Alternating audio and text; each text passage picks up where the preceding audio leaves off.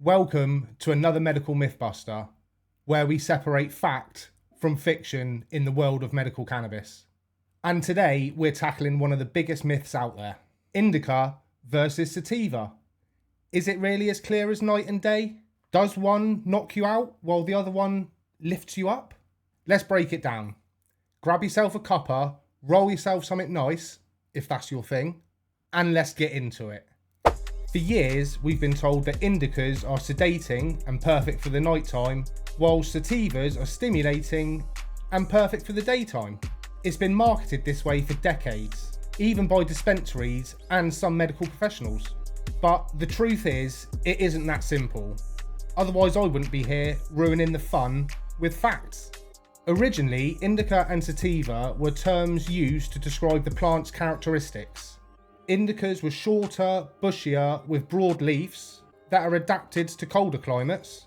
Sativas were taller, with thinner leaves, thriving in warm, tropical environments. These categories were never meant to define the effects, just the way the plant grows. So, unless you're planning on farming these beauties, this information doesn't help you much when it comes to choosing a strain. So if it's not just Indica or Sativa, what actually determines how cannabis affects you? The real answer lies in cannabinoids and terpenes. The two main cannabinoids, THC and CBD, play a huge role, but terpenes, the aromatic compounds found in cannabis, are what really shape the experience. Think of them like seasoning in a good meal. Without them, everything would taste the same. For example, a strain high in myrcene might make you feel more sedated, while a strain rich in limonene could be more uplifting regardless of whether it's labelled Indica or Sativa. That means your nighttime Indica could have the same profile as your daytime Sativa. It's like picking a wine based on the shape of the bottle rather than the taste of it. It just doesn't make sense. Other important terpenes include pinene, which can help with focus and clarity, and caryophyllene, which has potential anti-inflammatory effects. Then there's linalool, which has a lovely lavender aroma and can help with relaxation. So if you're the type of person who falls asleep in bubble baths, that one could be for you. Humulene, on the other hand, can suppress the appetite, so maybe avoid that one if you're planning a late night munchie session. These compounds, alongside cannabinoids, work together in what's called the entourage effect, meaning that the overall effects of cannabis come from a combination of all of these things joined together, not just the strain category. So no, it's not just Indica Sleepy, Sativa Speedy. Pure Indicas and Sativas are pretty much barely non-existent in today's market. Most strains are hybrids, which mean they have a mix of genetic traits.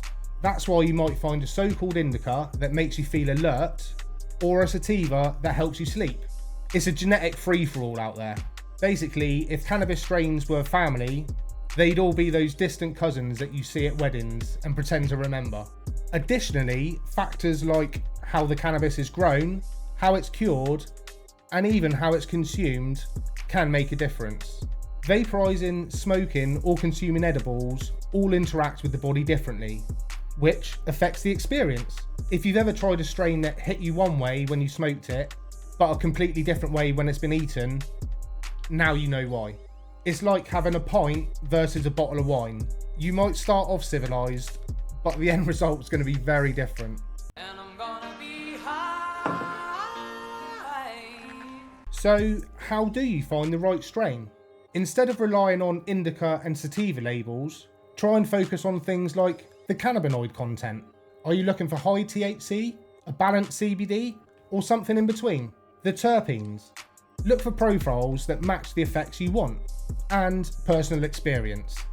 Everyone's endocannabinoid system is different. What works for one person may not work for the other person. Another great tip is to keep a strain journal. Record how different strains make you feel, what terpenes and cannabinoids they contain, and how you consume them. Over time, you'll build a personal guide as to what works best for you. Because let's be honest, our memories aren't always the sharpest after a good session. And I'm high. If you've ever put the TV remote in the fridge, you'll know exactly what I mean. So, is Indica versus Sativa as clear as night and day? Nope. It's a myth that's been oversimplified for years.